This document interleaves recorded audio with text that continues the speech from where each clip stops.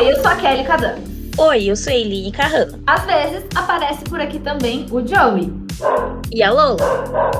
E esse é o Papo do Avesso. É um espaço pra gente falar sobre quem escreve e também sobre quem lê. E hoje a gente tem uma convidada muito bacana, que é autora de um best-seller, porque a gente não lida com principiantes e não temos paciência para quem está começando, tá? Mentira, a gente tem sim. Mas assim, né, Suzana Vieira Feelings, hoje que a gente tá podendo falar. Então ela é autora de um best-seller e também artista, empreendedora, podcaster, influenciadora digital e assim, né, currículo temos. É fundadora do grupo Bendita, que inclui a Bendita Editora e Bendita Livraria, que conta com o e-commerce de livros físicos e e-books. Além disso, ela é assessora de 10 autores em suas carreiras literárias, seus processos criativos, edição das obras e estratégias de venda. Bom, ela também é autora, né, do livro 500 Dias Sem Você, que foi lançado em maio de 2019 e já tem mais de 59 mil exemplares físicos vendidos e entregues para todo o mundo. Dá licença, desculpa. Viu? Dá licença, Já passou, chegou, inclusive.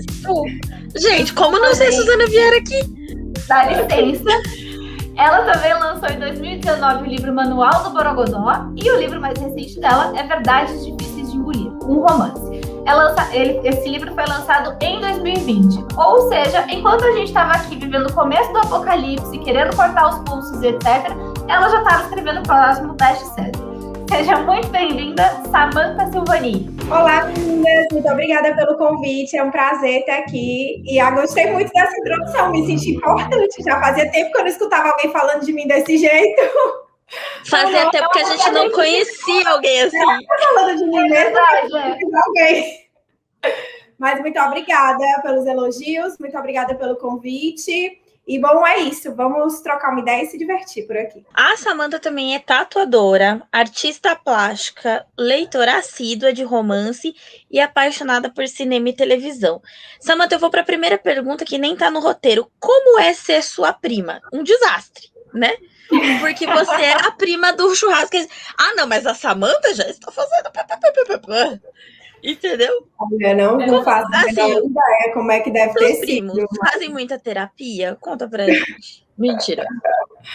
Olha, eu acho que sim, viu? Mas não sei. Não chegou até mim, uma reclamação. Haja terapia, né? Haja banho de sal grosso também, né? Porque é verdade. Muita coisa. Eu tô muito emocionada, entendeu? Eu tô muito emocionada aqui nesse podcast. E Samantha, já fala aí pra gente sobre o novo livro, né? Esse livro que nasceu aí no ano do apocalipse, né? Verdades Difíceis de Engolir. Eu dei uma olhada, eu confesso que eu não conhecia, mas eu já comprei, inclusive já está no meu carrinho, porque eu sou dessas. Mas conta um pouco pra gente sobre o que é o livro, como que nasceu aí a ideia de escrever sobre esse triângulo amoroso. Bom, esse livro ele foi baseado bastante nos relatos dos meus seguidores, né? Eu tinha a página... Aliás, eu tenho ainda, o blog era Bendita Cuca, a página no Instagram era Bendita Cuca, mas hoje se chama Bendita Cast porque eu passei por uma transição planetária e eu mudei algumas coisas. Então, foi baseado no relato dos meus próprios seguidores, uma reclamação que eu via muito recorrente, eu percebi que todas as mulheres, não só mulheres, mas especialmente mulheres, porque meu público é 90% feminino, sempre se queixavam de terem sido traídas ou sempre se queixavam de estarem envolvidas no triângulo amoroso. Então, era sempre as duas queixas mais recorrentes, mais reclamações mais recorrentes, dúvidas mais recorrentes. Então, eu pensei, essa história dá um caldo, né? Então, eu peguei essa ideia e comecei a estruturar e pensar, se eu passasse por isso, assim, na verdade, eu não vou ser hipócrita para dizer que nunca passei, porque eu acho que quando a gente é jovem, aquela outra culpa, né, na idade, quando a gente é jovem, matura, a gente não tem muita consciência, não entende muito o que é responsabilidade afetiva, o que é empatia, especialmente por outras mulheres. E a gente vive numa sociedade que nos incita a competir o tempo inteiro, que usa muitos termos que são pejorativos, do tipo, ele te trocou por outra, como se você fosse um objeto. A partir do momento que você fala, e falar isso para outra mulher, uma mulher falando para outra, para mim, Hoje isso é algo assim que me ofende, até quando não é comigo, porque eu não consigo acreditar que as pessoas continuem perpetuando esse tipo de diálogo. Mas foi muito comum na minha adolescência, foi muito comum quando eu tinha na faixa dos 20 e poucos anos.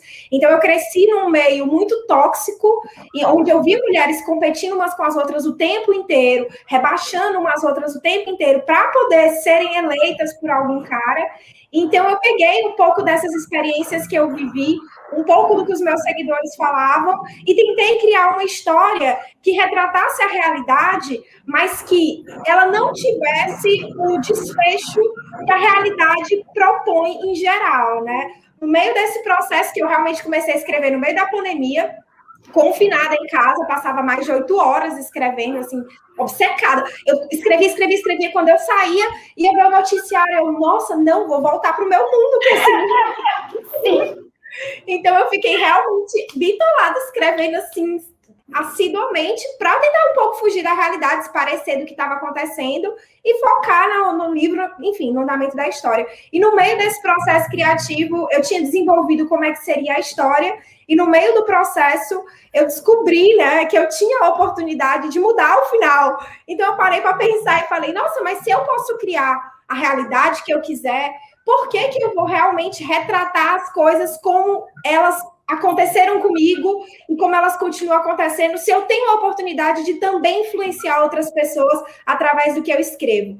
Então, eu reestruturei a história inteira, mudei o final, justamente para poder trazer um outro ponto de vista e fugir dessa abordagem, porque geralmente quando tem um livro sobre triângulo amoroso, até as pessoas, se você falar, é sobre triângulo amoroso, você vai logo ouvir alguém dizendo, não gosto desse tipo de livro, porque fica sempre uma pessoa indecisa, um casal indeciso, a pessoa acha que a história se baseia em quem o cara geralmente vai escolher.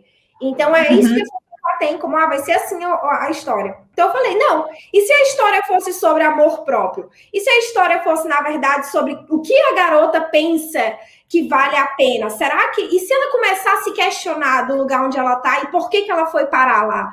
E se isso levar a outros tipos de reflexões que ela comece a pensar no valor que ela se dá? Então, eu comecei a botar essas reflexões dentro da história e mudar o direcionamento, de modo que o livro, ele traz muito da realidade, diálogos reais, diálogos que eu vivi, diálogos que pessoas amigas minhas viveram. Então, tem até quando alguém fala, conhece alguém que é igualzinho o Dan, que é um dos personagens principais que narra a história, e é igualzinho a ele. E é igualzinho mesmo, porque eu também conheci vários Dans na minha vida. Então, ele realmente foi baseado em pessoas reais. Então, você vai se identificar, você vai reconhecer características que as pessoas têm, mas, ao mesmo tempo, a ideia é propor reflexões, que você pare para pensar e se coloque no lugar dos 3 personagens e entenda o que você faria no lugar deles. Porque à medida que você começa a perceber o que você faria, você reflete se aquilo ali faz sentido, você reflete se aquilo ali é saudável, se realmente você quer ir por aquele caminho, se isso vai fazer bem para você. Então, a ideia do livro é abordar, acima de tudo, o amor próprio e o autoconhecimento, mas através de uma relação amorosa, porque, afinal de contas, é assim que a grande maioria das pessoas desperta para essas questões. Por falar, né, nessas reflexões, eu já queria agora te puxar um pouco aqui para a vida real, né? Mas também, ainda falando sobre o livro, que é muito vida real, na descrição do livro tem uma pergunta que, olha, eu acho que todo mundo devia se fazer na vida, que é: o preço para viver um grande amor pode ser a própria dignidade? O que você acha, Samantha? Eu acho que não, nunca, né? Eu acho que não existe amor ao próximo quando não existe amor próprio. Eu não acredito no amor eu não acredito nisso. Por mais que alguém diga, mas eu amo muito a pessoa fulano de tal, eu não acredito que se você ame, eu acredito que você está vivendo uma ilusão, porque eu acho que você só é capaz de amar o próximo quando você se ama. E, infelizmente, a grande maioria de nós, e eu me incluo nessa grande maioria, não sabe o que é amor próprio. A gente está em processo de aprendizado, e embora eu esteja nesse processo há muitos anos, eu não posso dizer ainda categoricamente o que é amor próprio ou não. Eu sei o que funciona para mim, o que eu identifico como provas de amor a mim. Eu sei os momentos em que eu estou fazendo alguma coisa que é por amor a mim, mas eu ainda estou descobrindo essa trajetória. Então, não dá para a gente colocar o amor ao próximo acima do nosso próprio amor, isso é muito básico. Então é isso, eu acho que não vale a pena, nunca valerá a pena, e é uma ilusão, uma completa ilusão. A gente é muito acostumada, né, a colocar homens na frente da gente mesma, né? Aquele amor, a gente é muito ensinada, aquele amor sofredor que tudo crê, tudo suporta. A novela mexicana.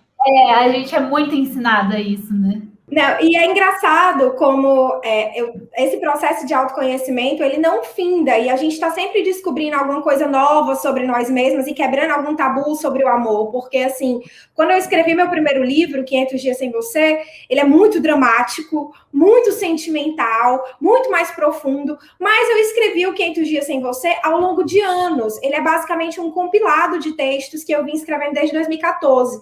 Então, tem muitos textos que eu escrevi quando eu era, de fato, 20 e poucos anos, quando aquelas questões, elas me importavam muito mais do que hoje em dia. E quando eu não entendia muitas coisas. Então, assim, embora eu tenha tomado muito cuidado para tentar passar uma mensagem no livro que fosse positiva, que fosse de empoderamento, que fosse, de fato, para ajudar as pessoas de maneira atemporal, eu não consegui me eximar de errar, porque hoje em dia, quando eu olho meu próprio livro, tem coisas que eu já não concordo. E uma das coisas que eu não concordo é em alguns momentos do livro que eu falo sobre, sempre vale a pena, tem uma frase que é assim, sempre vale a pena lutar por amor, desde que não seja sozinho. E hoje em dia eu não acho isso de jeito nenhum. Então, assim, na época que eu escrevi o livro, aquilo ali fazia muito sentido para mim, porque a questão do lutar por amor ainda estava muito em evidência na minha vida naquele momento. E eu acreditava que existiam certos tipos de amores que valiam a pena você lutar, que de certa forma seria você engolir o seu orgulho, você ceder, você aceitar determinadas coisas para funcionar. E hoje em dia eu já não acredito nisso. Hoje em dia eu acredito que é o caminho contrário, você não tem que lutar, você não tem que forçar. Se você está se esforçando demais, se você está forçando uma situação, é porque não é para acontecer. Então, a gente vai mudando, né? A gente vai crescendo, a gente vai entendendo essas coisas, vai abrindo um pouco mais a cabeça, vai entendendo que não era a forma como haviam nos dito, vai entendendo que são vários tabus que a gente vai quebrando dentro de nós. Mas é isso. Então, nesse último livro, eu tentei colocar um pouco mais da minha perspectiva sobre lutar por amor, sobre dignidade. Trouxe um pouco mais dessa perspectiva à tona, mas pode ser que daqui a um tempo eu descubra que não, peraí, gente, não é assim não, é outra coisa, e faço um outro livro falando logo sobre isso. Isso é muito interessante. Ele tá se vendo nos seus 20 anos também, com o que ela foi falando? Tá se vendo também? Meus textos. Eu tinha textos que hoje eu olho e falo, Eline, pelo amor de Deus, o que você fez da sua vida, sabe? Mas assim, construir, né? Porque se eu não tivesse passado por aquilo, eu não estaria aqui hoje também. Mas essa visão desse sacrifício, eu costumo dizer que eu era muito fã da Maria do Bairro, da novela. Uhum. Gente, anos 90, a gente assistia novela mexicana, não podemos negar aqui. E aí, o que acontece? Eu assistia muito a Thalia, a Maria do Bairro, aquela coisa que ela pegava a pulseira da lama com a boca, sabe? E o amor é isso, o amor é esse sacrifício, o amor tal, tal. Aí eu fui para o ambiente religioso, não criticando 100% a religião, sou católica até hoje, mas a religião também traz isso do sacrifício, que o amor é pesado, que o amor é árduo, que o amor não sei o quê. Quando a gente passa por esses processos, eu penso como a Samantha, quando a gente passa por determinados processos, e que felizmente a gente encontra, né, o empoderamento, a gente entende mais sobre amor próprio, coisa e tal. E eu encontrei também dentro da religião autores que falam uma linguagem diferente sobre o amor também, né? Da dignidade humana, da valorização do eu para depois conseguir ser alguém melhor para você e tal. Hoje eu olho para trás e essas paixões todas, elas são realmente muito joviais. E a Samantha até falou assim, usando a desculpa da idade, mas é isso. Acho que a gente... É quase uma parada obrigatória, né? Todo mundo tem que passar por isso. Tem que ter, e a gente não dá, e essa maturidade de estou sentindo e o que vou fazer com isso, ela só vem depois que você quebra muita cara de você falar estou sentindo e vou agir, ponto. né? Porque é isso que quando a gente é mais novo, a gente pensa, fala, eu estou amando, eu estou sentindo, eu vou até o fim, eu vou até as últimas consequências e tal. Contra Gente, a tudo e contra preguiça. todos. Sim, depois de um tempo você tem ciático doendo, você tem boleto para pagar, entendeu? Você tem menos paciência, então, gente, zero. Eu vou até as últimas consequências, essas últimas consequências foram até terça-feira, meio-dia, porque depois eu tenho uma reunião, não vai dar, entendeu? Então, assim, é desburocratizar o amor. Eu creio que o amor ele fica mais difícil quando a gente enfia tanta burocracia. Não, para dar certo você tem que me obedecer. Para dar certo você tem que ser o que eu quero. Para dar certo você tem que corresponder às minhas utopias. Para dar, gente, para dar certo tem que dar certo. Ponto. Eu acho que são muitas crenças limitantes que realmente impedem a gente viver uma relação saudável, né? Porque, assim, tudo isso de, vou fazer, dar certo. Eu lembro, eu já tive esse pensamento quando eu era adolescente, de eu preciso dar tudo de mim para fazer dar certo, porque vinha uma sensação de que, se não der certo com esse, eu vou ter que fazer com outra pessoa. E isso é muito cansativo, é muito desgastante. Eu mesmo ouvi de várias amigas minhas, tipo, mas eu já cheguei até aqui, sabe? Tipo, já ralei tanto para conseguir ficar com essa pessoa, então eu não vou desistir, porque eu não quero começar do zero com outra pessoa. E a maturidade me ensinou que não é para começar, realmente, você não vai começar do zero com outra pessoa, porque não é esse o caminho. Então, a partir do momento que você entende que você não tem que fazer de tudo para ficar com uma pessoa, que tem que acontecer de forma recíproca, de forma natural, de forma saudável, você entende que você, na realidade, estava agindo de uma forma tóxica. Então, a gente não sabe como agir de maneira saudável. A gente não é ensinada a agir de maneira saudável. Então, é óbvio que os primeiros relacionamentos, eles são tóxicos. E é óbvio que se você tiver uma crença limitante de que sempre isso vai acontecer comigo, realmente isso sempre vai acontecer com você. Mas isso vai acontecer com você porque você acredita nisso.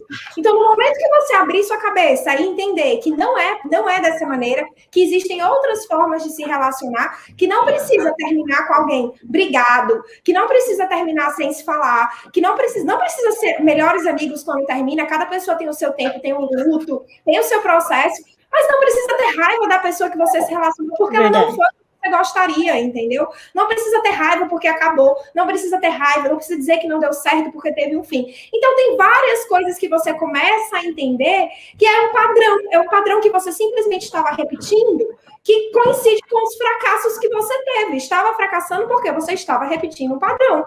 Quando você sai dessa bolha, é que você realmente começa a ter relações mais saudáveis. E ter relações saudáveis não significa que vai dar sempre certo. Não quer dizer isso. Às vezes também nem vai durar, vai ser uma relação saudável de uma noite só. E tá tudo bem, entendeu? Desde que seja saudável, desde que você esteja de boa, e desde que você não fique com o sentimento de essa pessoa me deve algo, porque eu dei algo para ela, então ela tem que me dar algo em troca. Eu acho que isso é o básico, isso é o essencial. Eu lembro quando... sabe que o meu marido, ele passou assim, por alguns relacionamentos bem bizarros antes da gente se conhecer, e eu também, né? E aí quando eu conheci, eu já tava numa fase assim, cara, vai ser o que vai ser, é o que tem para hoje, não vou ficar esquentando a minha cabeça. Eu já tava numa outra fase da vida, não vou ficar sofrendo por amor mais, porque eu não tenho mais idade para isso. E aí ele me falou assim, cara... A gente conversa muito sobre a possibilidade de eu morrer, o que eu acho um pouco estranho. Mas, assim, esses dias ele tava falando... bizarro. É um pouco bizarro. Ele falou assim, você, pelo amor de Deus, não morra, porque se você morrer, eu tô ferrada, não sei o quê. Porque eu nunca mais vou conseguir um relacionamento de novo, porque agora eu sei que existe relacionamento sem brigar, assim, sem a gente ter que brigar toda semana. E agora que eu descobri isso, eu nunca mais vou querer um relacionamento que eu tinha antes. Eu falei, realmente, né? A gente tem esse up na vida, né? A gente vai descobrindo coisas. Eu tive um relacionamento de 5 anos com uma pessoa. E a gente terminou. E aí eu lembro que quando a gente terminou, uma pessoa falou pra mim, nossa, que pena, eu achei que ia dar certo. E eu falei, mas deu certo. Por 5 anos.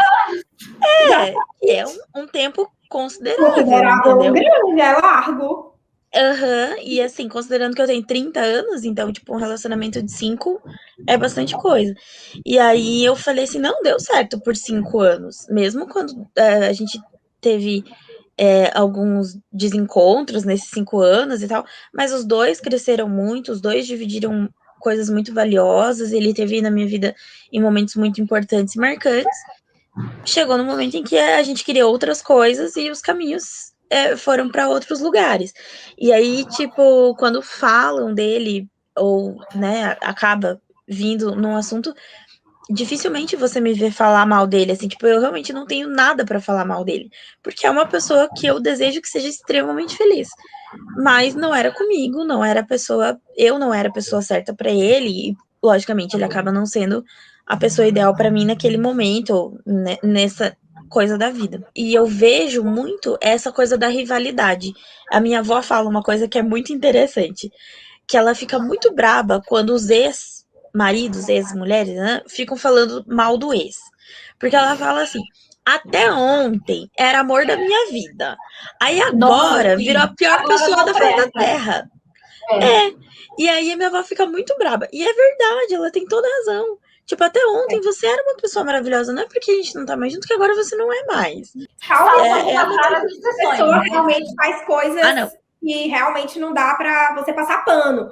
Mas ainda que não dê pra você passar pano, enfim, a gente tem que aprender a perdoar as pessoas. Não tem pra onde correr. Assim, é uma coisa que eu bato muito nessa tecla. Salvos também os casos que quando a gente descobre depois que a pessoa era uma cretina. Aí tudo bem. Salvo exceções pra tudo. Mas, em geral, a gente tem que perdoar as pessoas. Em geral, as pessoas elas estão mais magoadas pelas expectativas que elas criaram, pelo que elas gostariam que tivesse acontecido, do que pelo que de fato aconteceu. Elas tendem a não aceitar, né? A rejeição dói, então as pessoas tendem a não aceitar a rejeição, elas tendem a não aceitar a decisão do outro, elas querem uma justificativa, mas elas não querem a verdade, elas querem ouvir o que deixe elas tranquilas, elas querem a resposta que elas criaram na cabeça delas, então nem sempre a verdade agrada, e isso gera uma decepção muito grande, mas no fim das contas é uma decepção causada pela própria pessoa, pela expectativa que ela colocou em cima do outro, e não pelo que o outro fez a ela. E à medida que eu fui escrevendo sobre relacionamentos, eu não vou mentir, assim, eu nunca tive grandes questões de relacionamento, porque relacionamento nunca foi uma prioridade na minha vida. Eu costumava dizer, na realidade, que só sofre por amor quem não sofre por dinheiro. E eu era pobre, então o foco na vida era ter dinheiro. Meu Deus, é verdade. Toda vez que eu tava tatuar isso na testa. Toda vez que eu tava assim, pensando em sofrer por alguém, eu olhava minha conta bancária e falava, eu tenho problemas mais importantes para mim. Então, foi maravilhosa. Não, e agora eu estou aqui na Europa, agora eu tenho o privilégio, eu posso me dar o luxo de sofrer por alguém na minha varanda olhando para o mar, mas eu conquistei isso, entendeu? Se você não está nesse lugar, no lugar onde você desejou estar, então você tem tempo para estar sofrendo por amor. Não dá tempo. E assim, eu lembro muito bem de umas épocas da minha vida que eu tava assim, tipo, né, sofrendo ali, e eu acordava de manhã e eu falava, eu não queria viver hoje, mas eu preciso, porque eu tenho que trabalhar, né, e assim, ainda não posso me dar ao luxo de falar, não, hoje nem sofrer, não, porque eu tenho que trabalhar ainda, então, tem toda razão, tanto assim, você vai vendo que você passa, você supera essas coisas, entendeu? Eu realmente acho que são fases.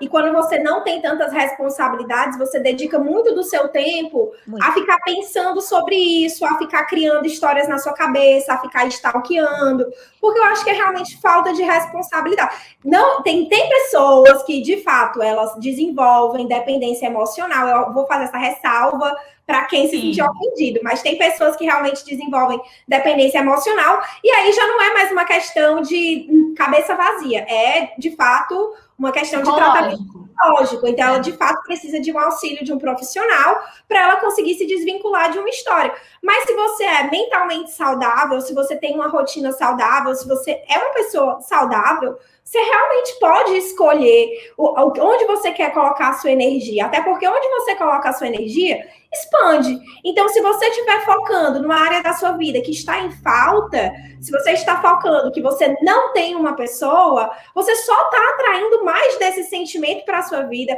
mais situações de rejeição, mais situações de humilhação. Então, por quê? Entendeu? Bota a tua energia em alguma coisa que seja produtiva, em alguma coisa que possa te elevar. Eu sempre tive esse pensamento, então eu nunca fui uma pessoa que sofreu muito por amor. Eu sofri pela vida mesmo. A vida é assim, né? Aquela vida bate e dói. E o amor estava ali no meio. Mas, então, e eu acho que é por isso até que a gente sofre mais quando é mais nova, porque a gente tem menos coisas para resolver, entendeu? Então, por exemplo, eu lembro quando eu tive um relacionamento complicadíssimo, assim, quando eu era mais nova, assim, bem mais nova. Eu tive um relacionamento complicadíssimo, assim, cheio de idas e vindas, e tretas, e brigas, e etc. A Eline acompanhou isso de perto. E era uma tragédia, eu ficava mal, ficava deprimida, sofria, etc. O último namorado com quem eu terminei antes do meu marido, eu cheguei, eu não sei, acho que foi pra Eline que eu falei assim, amiga, eu namorei 2 anos esse cara e eu não tô nem triste que eu terminei. Porque eu acho que tem alguma coisa errada comigo, porque eu não tô triste, eu fiquei 2 anos da minha vida com ele e eu não tô tentando nem... O que não me limitou a fazer a gente tomar um porre, porque eu acho assim, sim, todo término merece. Sim, eu não tô triste, eu falei, problema seu, vamos beber do mesmo jeito. Vamos beber de alegria, então, vamos beber. Mas então é isso, porque eu já tinha muito mais coisas para me resolver do que ficar ali pensando que sofri, terminei. Então, assim, terminei, beleza, bola para frente, vida que segue, vai viver sua vida, eu vou viver a minha.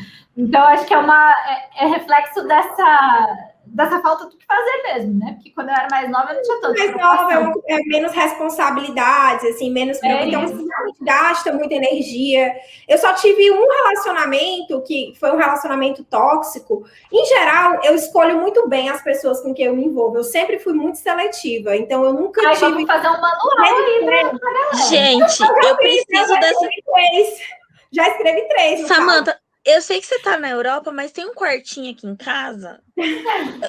Top, comida de vó, vem morar aqui, que eu preciso de um guru, assim. Não, mentira, eu não preciso de um guru, mas eu vou te apresentar umas amigas que estão precisando dos encaminhamentos. Manda meu livro que eu já escrevi tudo que eu tinha pra dizer. Isso mesmo. E tá lá. Isso mesmo. Inclusive, gente, dica de presente, não sabe o que dá pra amiga trouxa. Livro da Samantha. É um manual de sobrevivência. Exatamente. O Manual do Borogodó, inclusive, ele é bem didático e é cheio de perguntas e respostas feitas por seguidores, que eram as perguntas que eu mais recebia. E são sempre as mesmas, né? Até hoje, se eu abrir, eu vou receber as mesmas perguntas. Mas eu já não tenho mais saco para responder. Então, eu fiz esse livro para, tipo, olha, gente, tá aqui, ó, todas as respostas. E são coisas bem básicas, mas que você realmente só tem conhecimento quando você passa por isso. Então, são bem um direcionamento, assim, do que você pode fazer, né? Eu não vou dizer o que você deve, mas o que você pode fazer, se você quiser evitar situações que vão fazer mal para a sua própria saúde mental. Porque não é outra pessoa que vai se prejudicar, não, é você mesma. Então, é bom você refletir sobre essas coisas. Então, o que eu estava dizendo mesmo? Eu já esqueci. Não, a gente tava... que você falou que você é uma pessoa que seleciona bem as pessoas com quem você... Sim, pois bem. Olha como é que eu sou. Imagina, eu gravando sozinha podcast, como é que fica, né? Eu me perco no meio do caminho. Já é o nosso próximo. Mas falando de uma coisa, tô falando de termino normal. Mas é assim normal. Mesmo. Então, eu sou bastante seletiva, então eu não ignoro nenhuma red flag. Sempre que eu vejo alguma red flag, alguma coisa que não condiz com o que eu quero para mim, o que eu acho que seja o ideal para mim, eu já fico mais de stand-by com aquela pessoa. Mas assim, nossa, vou ficar um pouco mais aqui de escanteio, não vou colocar muita energia, não vou depositar muita expectativa, enfim, nessa pessoa, porque ela parece não ser o que eu quero, entendeu? A pessoa que eu quero. Então, basicamente, resumindo, eu não dou chance ao azar. Então, eu não tive muito azar. Então, eu só tive um relacionamento que foi tóxico e que, na verdade, eu sabia que eu estava entrando numa relação tóxica porque eu estava sendo tóxica. Então, eu comecei... Desculpa, gente, a minha cachorra canta. Desculpa, tá no fundo. Sem problema. Então, eu comecei a trazer eu acredito, né, que eu comecei a trazer ter muitos comportamentos tóxicos, que são muito comuns, de ciúmes, de posse, de desconfiança. Reproduzindo, né? de controle, de querer controlar a pessoa, de manipular situações, pequenas situações para conseguir. Ah, não, eu vou fazer isso porque se eu fizer isso ele vai me chamar para sair, porque se eu fizer isso vai acontecer isso. Então você entra num jogo do ego, né? E quanto mais o ego ele é muito. Mas esse é um manual que a gente aprende, né? Em todas as revistas. Relacionar através do ego, a gente aprende a se relacionar através do controle. Quer ver uma coisa que eu odeio desse manual? Uma coisa que eu odeio desse manual, pisa que ele gruda. Gente, pelo amor de Deus! De onde vem a teoria de que você tem que pisar em alguém e isso vai brotar amor de algum lugar? Mas aí tá, a grande maioria das pessoas não está buscando amor, está buscando um relacionamento. E são coisas diferentes. A grande maioria das pessoas só quer ter um relacionamento. E às vezes ela idealiza uma pessoa, eu quero ter um relacionamento com o fulano de tal. Então ela bota na cabeça dela que vai ser o dito cujo coitado. E aí bota na cabeça dela, vai ser ele. E começa a utilizar várias estratégias. E essas estratégias, elas funcionam, porque são estratégias de manipulação, de persuasão. Então eu sempre falo, quando alguém quer falar sobre esse tipo de coisa comigo, eu falo, depende do que você quer. Você quer ter amor na sua vida? Você quer viver com amorosidade? Você quer ter uma relação harmoniosa? Ou você quer um relacionamento? Porque se você quiser um relacionamento, eu nunca vou me prestar o papel de ensinar esse tipo de coisa para alguém, porque eu considero isso um desserviço para a humanidade.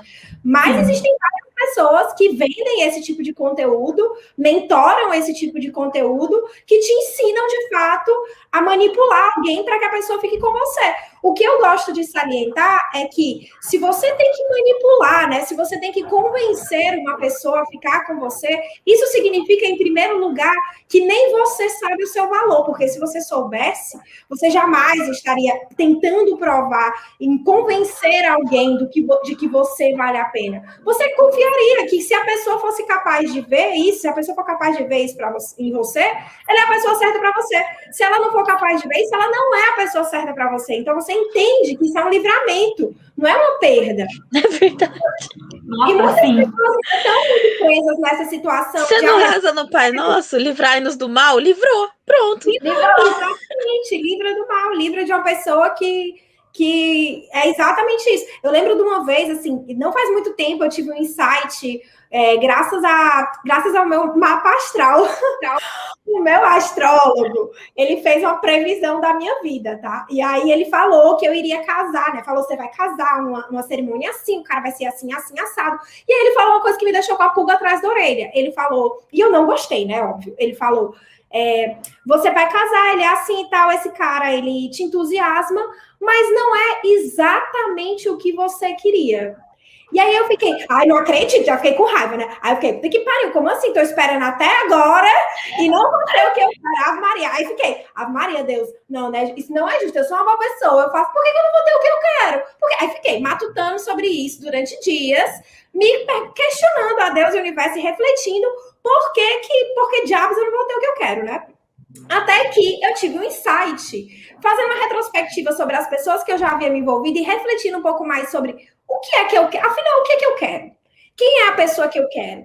E aí eu comecei a formar a imagem dessa pessoa na minha cabeça. E eu não tô falando das características físicas, porque eu já passei dessa fase há muito tempo. Eu tô falando de fato, não é mais sobre isso, de compatibilidade de interesses, de perspectiva de vida.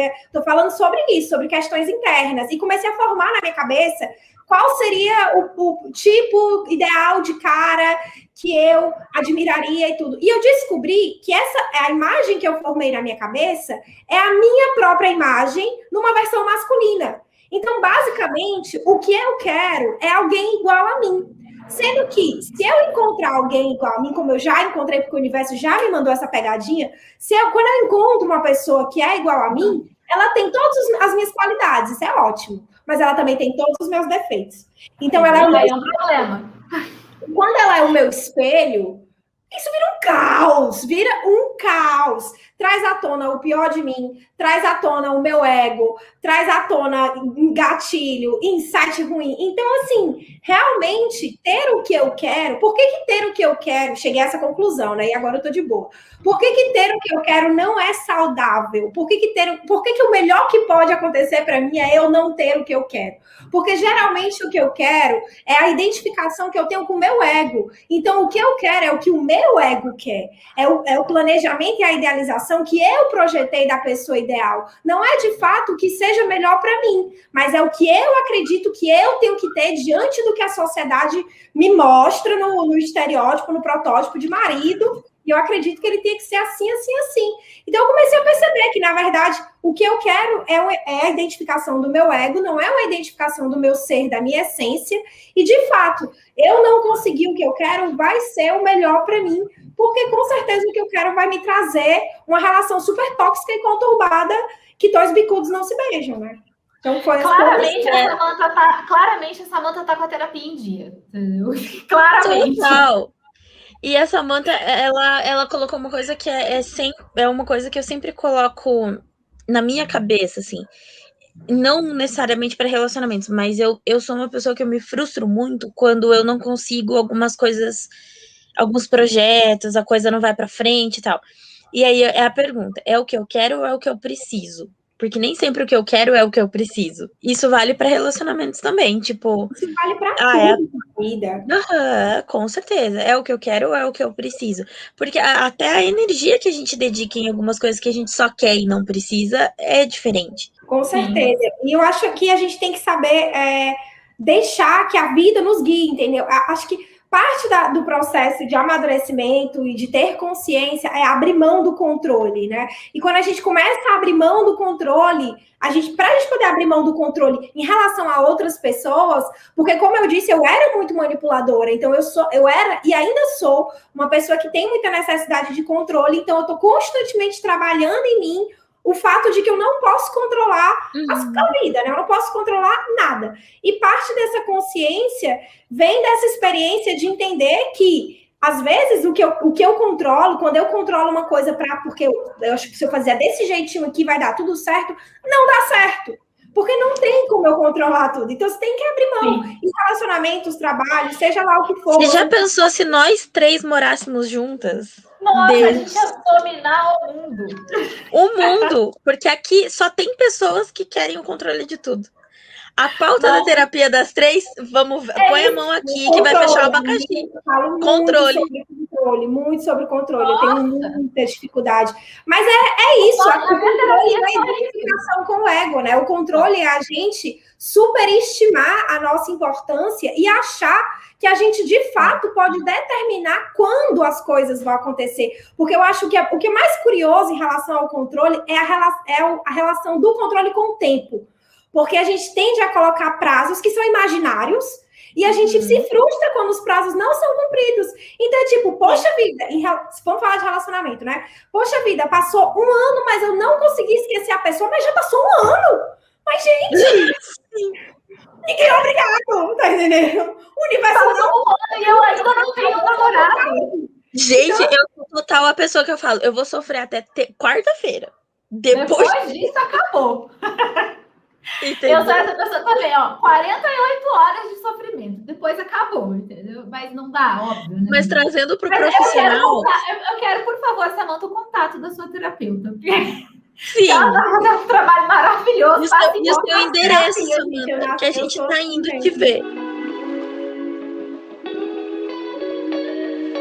A principal mudança de mentalidade é que você não precisa ter o controle para que as coisas funcionem ao seu favor. Porque uma vez que você aceita que parte das coisas, que você não pode controlar, e que é o velho, seja o que Deus quiser, literalmente, uma vez que você aceita isso, sua vida flui de uma maneira, porque o que quer que aconteça, você não vai se queixar, você não vai se frustrar. Por mais que, se foi algo que te decepcionou, claro, você vai ficar triste. E é normal você ficar triste, porque a gente é humano, né? Então a gente vai ter altos e baixos, a gente vai se sentir triste, frustrada, decepcionada, vão acontecer imprevistos. Isso é normal. Agora, a gente não se identifica com esse sentimento a ponto de trazer isso para a nossa vida e achar que está tudo dando errado por conta de uma coisa que não aconteceu como a gente esperava. Então, quando a gente entende que não precisa ter o controle para que a vida possa fluir, você não tem esse tipo de problema. Quando eu não tinha essa mentalidade, eu sofria muito mais. Eu tinha muito mais problemas,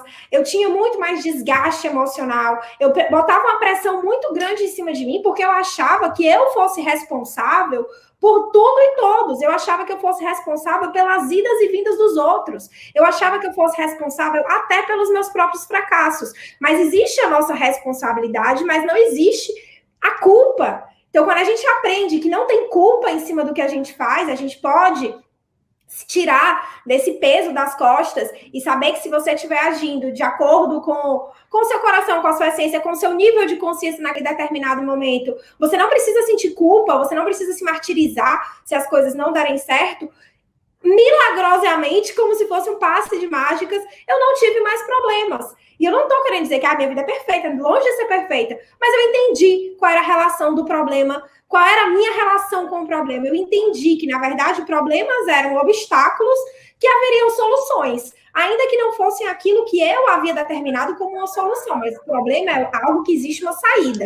Se não tem uma saída por uma situação, ela não é um problema, é um fato. Então, você tem que aceitar. Não adianta você ficar quebrando a cabeça, não adianta você ficar justificando, não adianta você ficar, mas isso aqui tá dando errado por causa daquilo que aconteceu comigo há 10 anos. Mas aconteceu, é um fato, aceita. Se você for capaz de aceitar, sua vida vai fluir. Então, basicamente é isso. A minha relação com o controle, ela mudou muito quando eu mudei a minha mentalidade e passei a acreditar mais que tudo vai acontecer como deve acontecer e o que quer que aconteça vai ser o melhor para mim. Então, eu solto. Maravilhosa. Maravilhosa. Olha, tô Samantha, eu tô arrepiada, mas eu preciso perguntar sobre o seu podcast.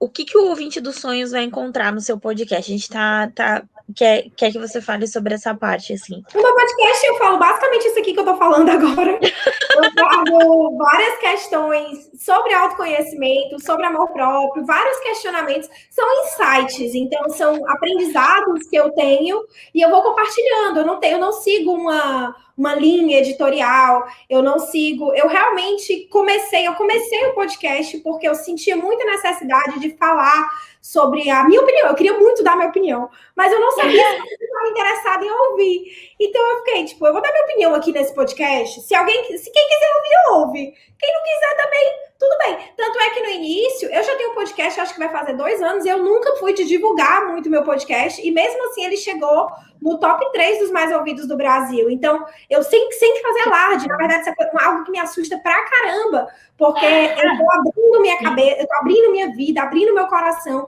abrindo minha cabeça. Então, eu tive 2 grandes medos quando eu comecei a fazer o podcast. O primeiro é de estar falando muita besteira.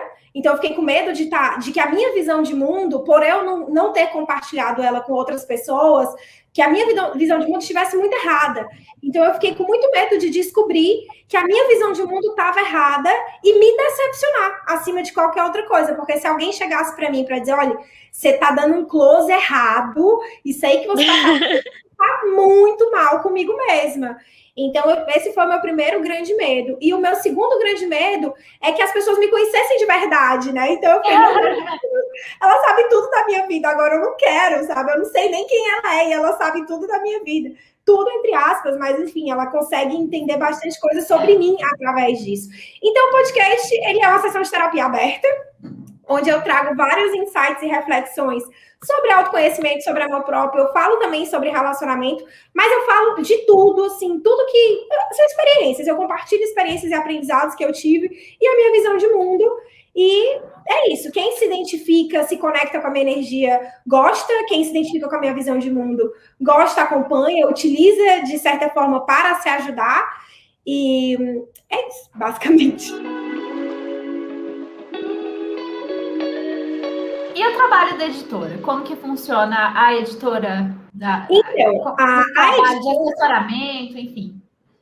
Então, a editora, ela surgiu para... É o seguinte, depois que eu entrei no mercado editorial, assim, eu comecei como autora, né, como escritora, comecei através de uma editora pequena, meu primeiro livro foi publicado por uma editora aqui de médio, pequeno porte, Mas a grande vantagem dessa editora, apesar dela ser uma editora que não conseguia me dar muito suporte, foi o fato de que eles me deram muita liberdade.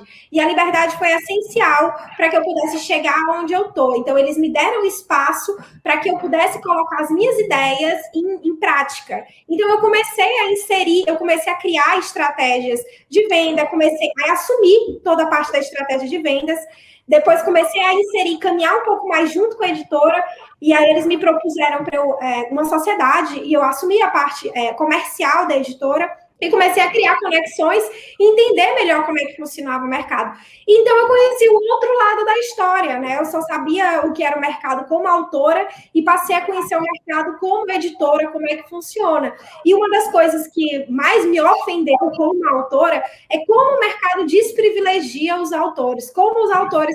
Porque imagina, você tem um sonho de publicar um livro, pelo menos era o meu, a minha vida inteira, viver da escrita, publicar um livro, e eu nunca imaginei que fosse da forma como é. Eu nunca imaginei que fosse pagar tão pouco, que fosse demorar tanto para você receber dinheiro, que você ficasse no escuro. No final das contas, eu descobri que o autor, ele é o peão da obra. Então, assim, ele é a pessoa que dedica a sua vida a escrever o livro, ele é a pessoa que sonha com aquilo, ele é a pessoa que coloca o nome dele, a cara, a energia, e no final das contas, ele é o que menos recebe, e ele é o que menos é privilegiado em cima disso.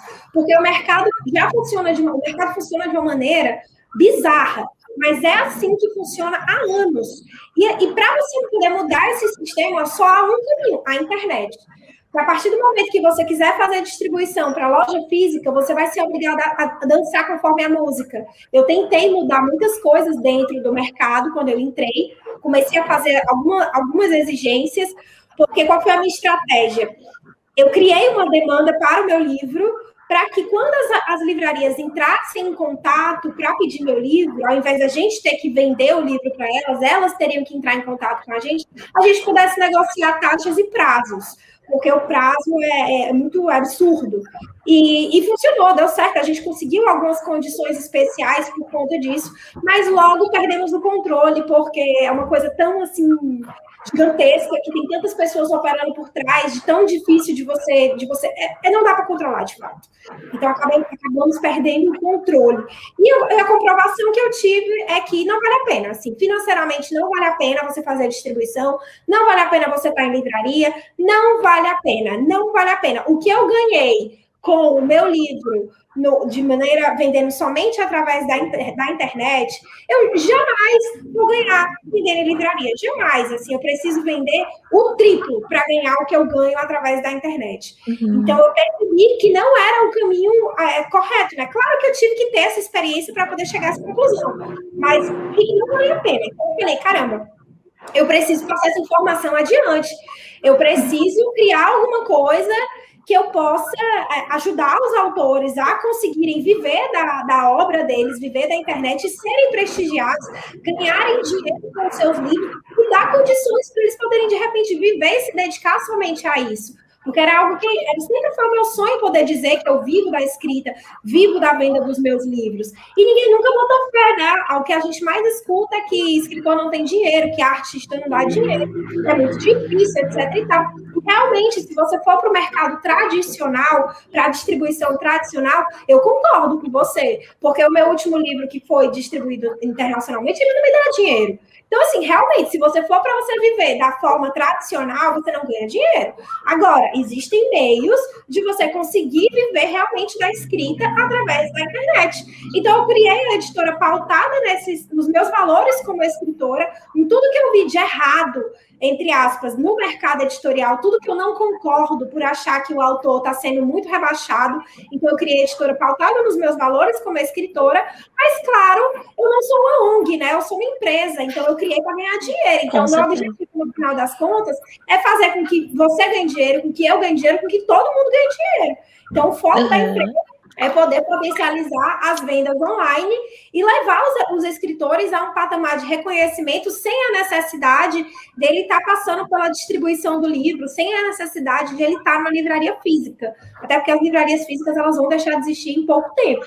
Então, a gente tem, para quem quer ser escritor, para quem ainda tem o desejo de publicar um livro, tem que abrir um pouco a cabeça e começar a pensar no mercado digital. A Bendita Editora foi criada pensando nisso, em dar essa oportunidade, esse suporte, porque a nossa estratégia de venda ela é 100% online, então a gente foca em tráfego, em influenciadores, tudo baseado no mercado, no digital, para converter mais, para ter mais venda e para poder dar um salário, né, de certa forma, pagar os nossos autores mensalmente e eles poderem contar com aquele dinheiro. E você está aceitando originais? Não, que talvez eu tenha um original aqui, mas assim, né?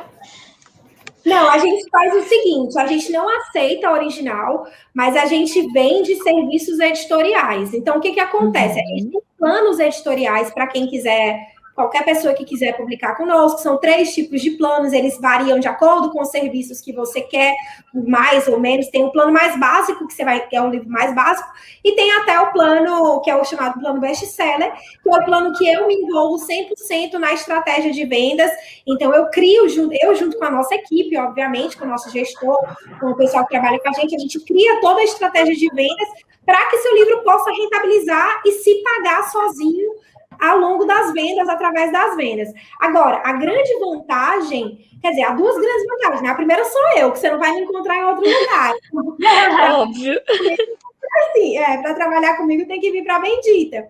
E eu realmente faço esse acompanhamento do início ao fim da obra, desde a parte comercial, estratégia de marketing e vendas, quanto a parte criativa, que é a minha favorita. Então, eu tento trazer inovação, eu tento criar algumas coisas atrativas no livro, porque assim, a forma de leitura tem que mudar. Essa é uma coisa que as pessoas precisam aceitar, precisam entender sobre os livros.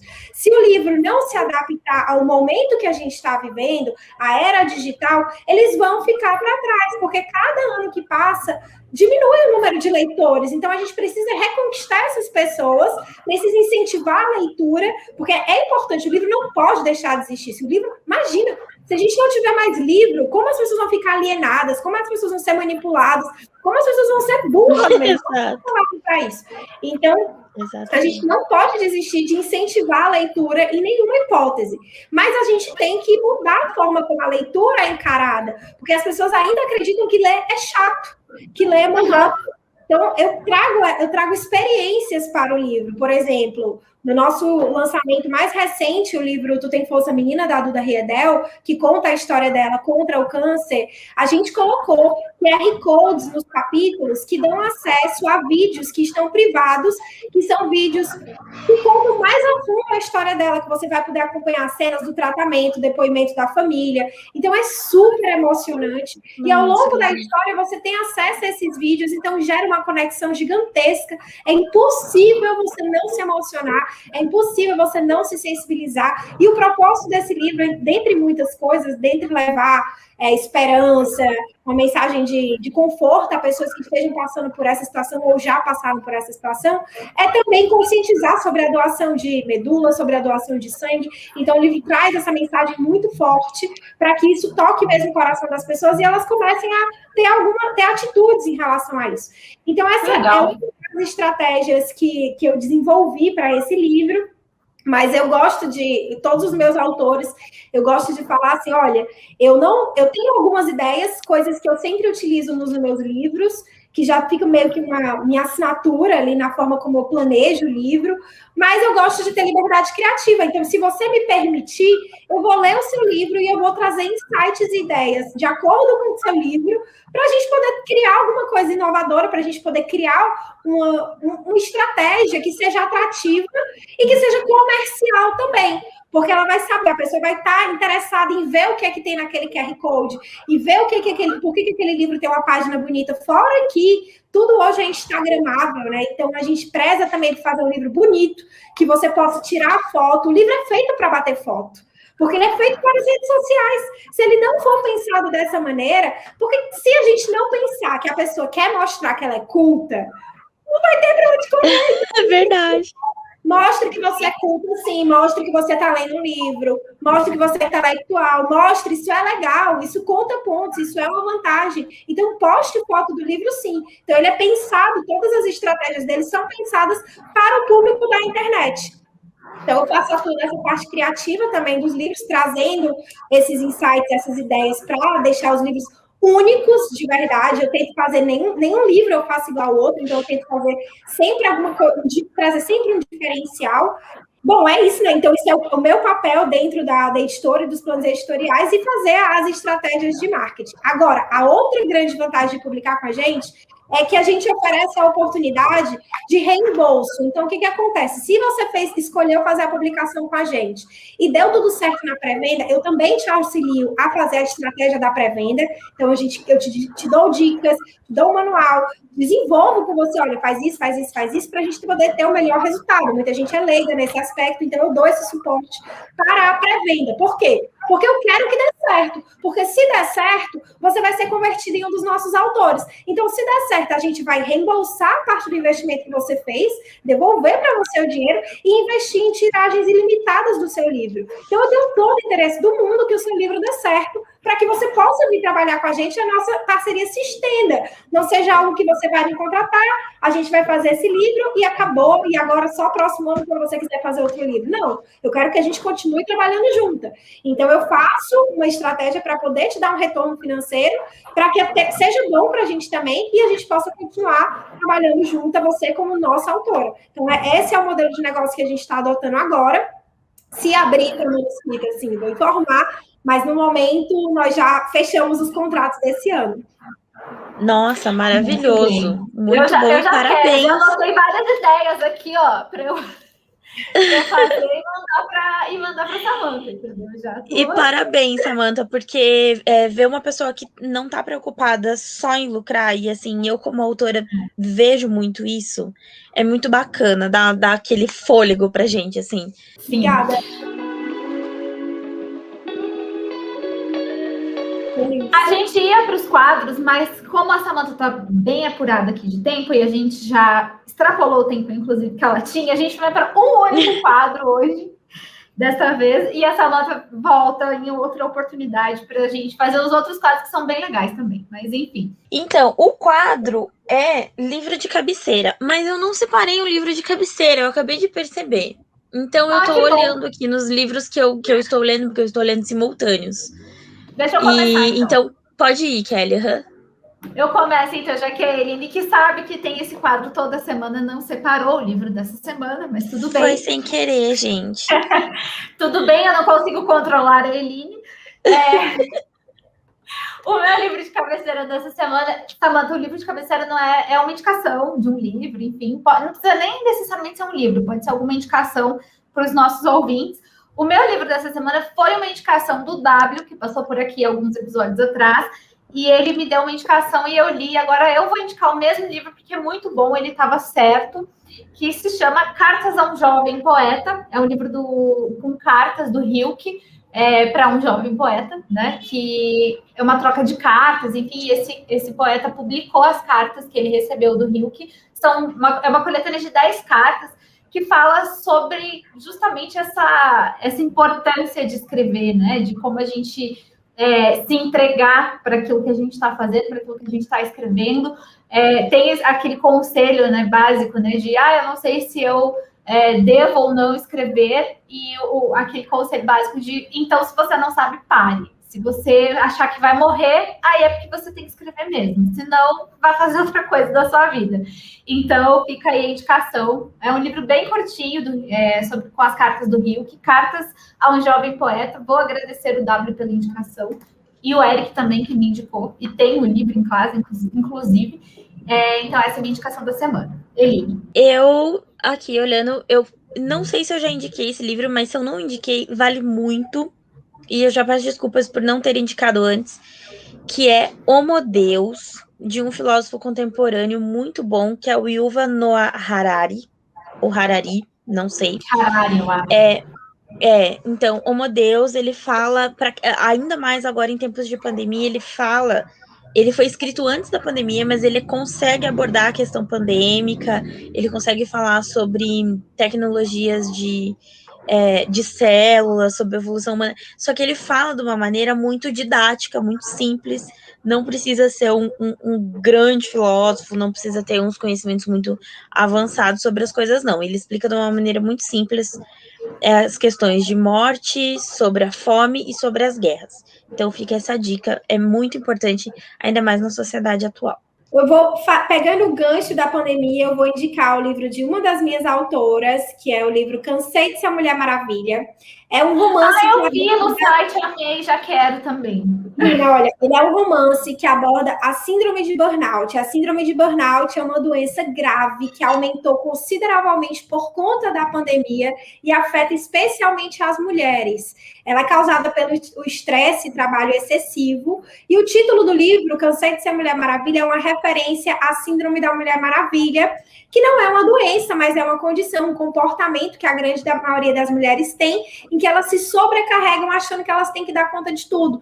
Então, eu acho esse romance muito importante para as mulheres, né? Porque, enfim, a personagem é uma personagem muito dedicada, muito esforçada, que tem um relacionamento visto como estável, e ela começa a sofrer com crises, como se fossem crises de ansiedade, um cansaço extremo, até que chega ao ponto de que ela vai parar no hospital, ela desmaia, vai parar no hospital, e descobre que foi diagnosticada com essa síndrome, que era pouco conhecida, assim, agora que está trazendo à tona por conta da pandemia, mas isso é um pouco conhecido, e muita gente ainda acredita que era frescura, muita gente duvida, né, de, mas é porque ela tem que descansar, não entende que, de fato, quando você não cuida da sua saúde mental, é sim possível chegar a desenvolver uma doença que vai ser necessário um tratamento, não só descanso. Então, a personagem passa por todas essas mudanças, em que ela é obrigada a recomeçar a vida dela e dar alguns finais, terminar o relacionamento, enfim, ela é obrigada a colocar a vida dela nos eixos. E o mais interessante de tudo é que foi baseado na história da própria autora, que já sofreu com a síndrome e também é médica. Então, ele traz um ponto de vista muito consciente e real sobre a doença. Então, eu acho que é importantíssimo para que todas as mulheres percebam que não tem essa necessidade de carregar o mundo nas costas, e que até mesmo mulheres fortes, às vezes, precisam de ajuda, e tá tudo bem. Você tem mesmo que buscar ajuda se você não estiver se sentindo bem, você não é obrigada a dar conta de tudo. Então, essa é a mensagem que o livro traz. Já preciso desse livro. Eu vou aproveitar essa indicação, eu vou indicar mais um livro, então, que eu li no começo do ano passado, eu acho, que é o livro da Ruth Manos, que se chama Mulheres Não São Chatas, Mulheres Estão Exaustas. Que é também essa pegada do, cara, a gente não tem que carregar o mundo nas costas. Isso aí é uma construção da sociedade e a gente não tem que entrar nessa onda, não. Então, é o mesmo pegado. Não é um romance, é um livro de crônicas, enfim, mas também vale muito a pena. Então, comprem os dois. Comprem Cansei de Ser Mulher Maravilha e comprem também Mulheres Não São Chatas, Mulheres Estão Exaustas. Vamos parar de romantizar a mulher guerreira, né? Guerreira é o cara. Nossa, por favor. Sobrecarregada, negócio de guerreira, eu não quero ser guerreira, não, quem disse? Não é guerreira, não, cara. Lava a louça que tá na pia, entendeu? É isso. Esse negócio é isso aí. Quero sombrar uma fresca, que eu mereço. É isso.